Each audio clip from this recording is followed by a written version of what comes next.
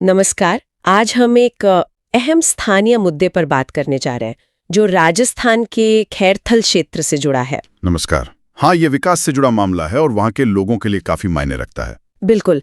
हमारी ये चर्चा प्रगति न्यूज की 17 सितंबर 2025 की एक रिपोर्ट पर आधारित है। अच्छा। इस रिपोर्ट में किशनगढ़ बास के जो विधायक हैं दीपचंद खैरिया, उन्होंने मुख्यमंत्री को एक पत्र लिखा है और इसमें उन्होंने 2 मुख्य मांगे उठाई हैं खैरथल के विकास के लिए। क्या मांगे हैं वो? पहली तो ये कि खैरथल में बाईपास रेलवे ओवरब्रिज का काम जो रुका हुआ है वो जल्दी शुरू हो। अच्छा, ओवरब्रिज। और दूसरी मांग है एक मुख्य सड़क MDR 25 उसे स्टेट हाईवे यानी राज्य मार्ग का दर्जा दिया जाए। MDR 25 किशनगढ़ बास खैरथल कोटपुतली वाली सड़क। हाँ, वही। हाँ। तो आज हम इन्हीं मांगों को थोड़ा गहराई से समझेंगे। ठीक है। जानने की कोशिश करेंगे कि ये मांगें क्यों उठाई गईं, इनके पीछे वजह क्या है और अगर ये पूरी होती हैं तो क्या असर पड़ेगा। और ये भी कि प्रगति न्यूज की रिपोर्ट इस बारे में क्या खास बताती है।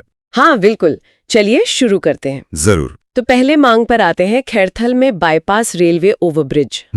विधायक जी ने इस पर काफी जोर दिया है अपने पत्र में। और दिलचस्प बात यह है, जैसा कि रिपोर्ट में साफ लिखा है, कि इसके लिए सरकार ने मतलब राज्य सरकार ने पहले ही 50 करोड़ रुपए का बजट पास कर दिया है। अच्छा, 50 करोड़, ये तो काफी बड़ी रकम है। हाँ, काफी बड़ी रकम है। इससे लगता है कि सरकार भी मानती है कि ये जरूरी है। बिल्कुल, बजट मंजूरी तो पहला बड़ा कदम होता है। इतना ही नहीं, रिपोर्ट ये भी बताती है कि इसके लिए टेंडर भी जारी हो चुका है। अच्छा, टेंडर भी हो गया? हाँ, लेकिन यहीं पर एक पेंच है।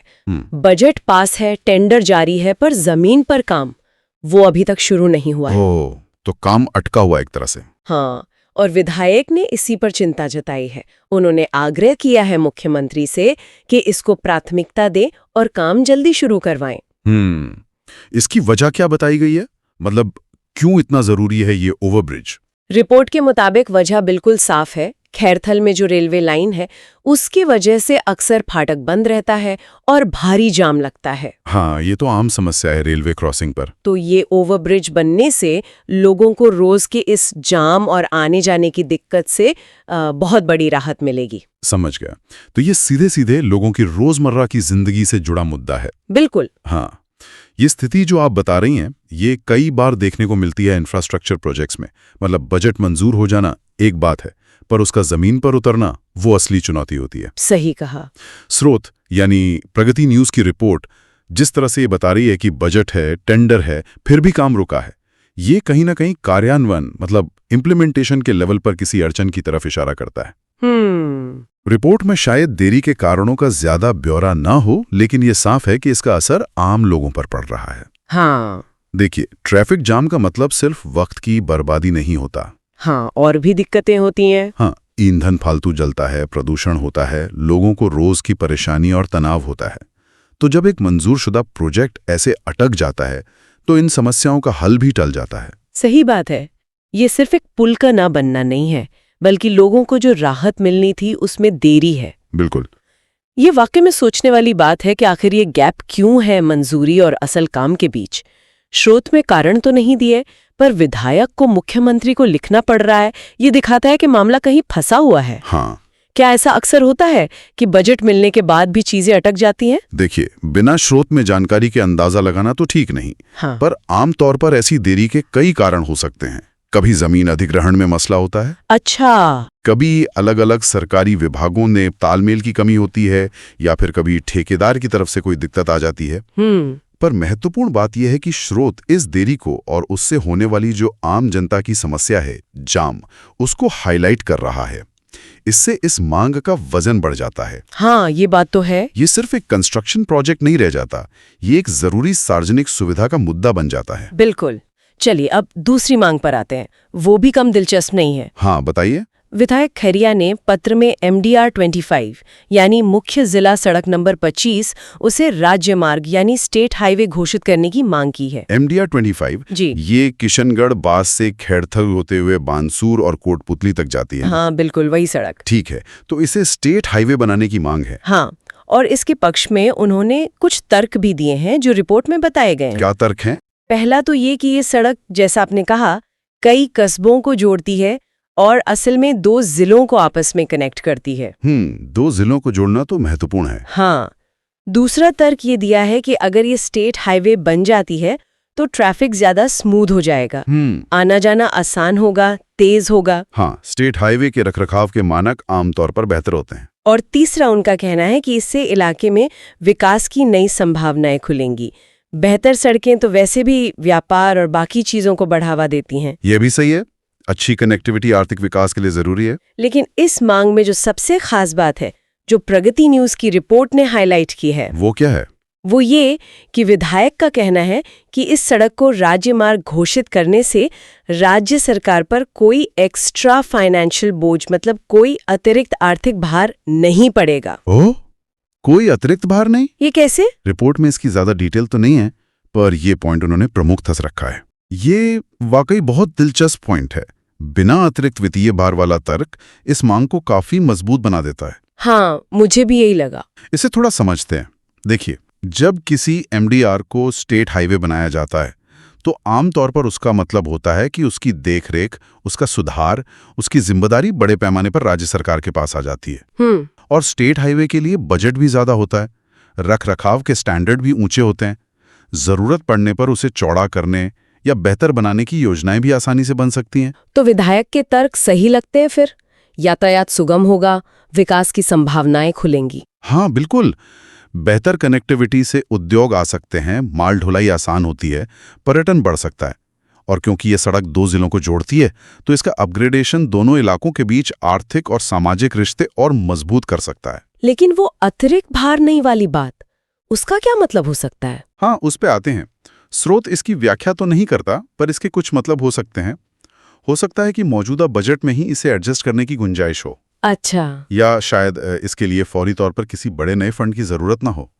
हो सकता है सड़क की हालत अभी ऐसी हो कि उसे सिर्फ प्रशासनिक तौर पर अपग्रेड करना हो। ये भी हो सकता है। या फिर ऐसा भी हो सकता है कि इसके अपग्रेडेशन के लिए जरूरी पैसा पहले से ही किसी और योजना के तहत उपलब्ध हो।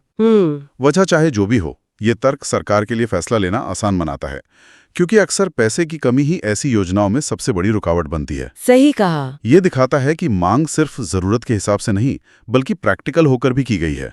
तो मतलब ये मांग एक तरह से सरकार को मौका दे रही है कि बिना ज्यादा खर्च किए एक महत्वपूर्ण सड़क का दर्जा बढ़ा दो, जिससे लोगों को भी फायदा हो और विकास भी बढ़े। हाँ, आप इसे इस तरह से देख सकती हैं। ये दिखाता है कि स्थानीय जनप्रतिनिधि सिर्फ समस्याएं नहीं बता रहे, बल्कि उनके ऐसे हल भी सुझा रहे हैं जो मौजूदा सिस्टम में फिट हो सकें। एक तरह से विन विन सिचुएशन बनाने की कोशिश। बिल्कुल। तो कुल मिलाकर अगर हम देखें, जैसा प्रगति न्यूज की रिपोर्ट इशारा कर रही है, विधायक की ये दोनों कोशिशें, चाहे वो रुके हुए ओवरब्रिज का काम शुरू करवाना हो या MDR 25 को स्टेट हाईवे बनवाना, ये सीधे तौर पर खैरथल और आसपास के लोगों के फायदे की बात है। हाँ, मकसद तो साफ लगता है। मकसद बिल्कुल साफ है। ट्रैफिक की समस्या कम हो, आना जाना आसान हो और इलाके का विकास हो।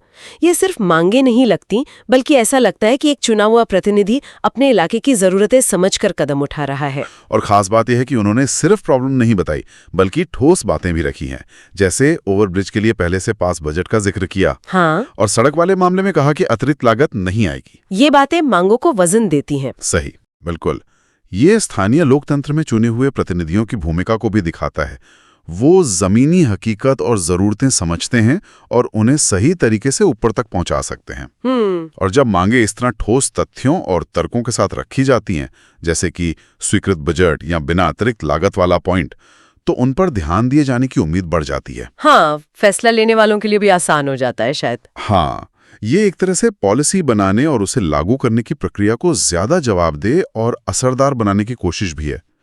इससे ये सवाल भी उठते हैं कि विकास की प्राथमिकताएं कैसे तय होनी चाहिए। जैसे कि क्या जो प्रोजेक्ट पहले से स्वीकृत हैं उन्हें समय पर पूरा करना ज्यादा जरूरी है या नई मांगों पर ध्यान देना चाहिए? और क्या ऐसे प्रस्ताव जिनमें अतिरिक्त लागत नहीं है उन्हें प्राथमिकता मिलनी चाहिए? हाँ, ये सब सोचने वाले सवाल है जो ऐसी स्थानीय पहलों से निकलते हैं। बिल्कुल। तो आज की इस पूरी चर्चा का निचोड़ यही है कि प्रगति न्यूज की रिपोर्ट के जरिए हमें खैरथल इलाके की 2 अहम विकास से जुड़ी उम्मीदों के बारे में पता चला।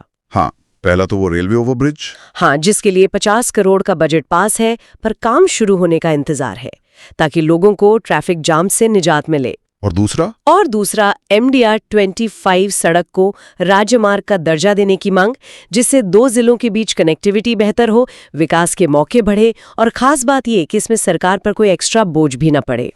और ये पूरी बातचीत हमें एक बुनियादी लेकिन अहम सवाल पर सोचने को भी मजबूर करती है। क्या? कि जो बुनियादी ढांचा है, इंफ्रास्ट्रक्चर है, ये सिर्फ ईंट पत्थर या कंक्रीट स्टील का ढांचा नहीं है।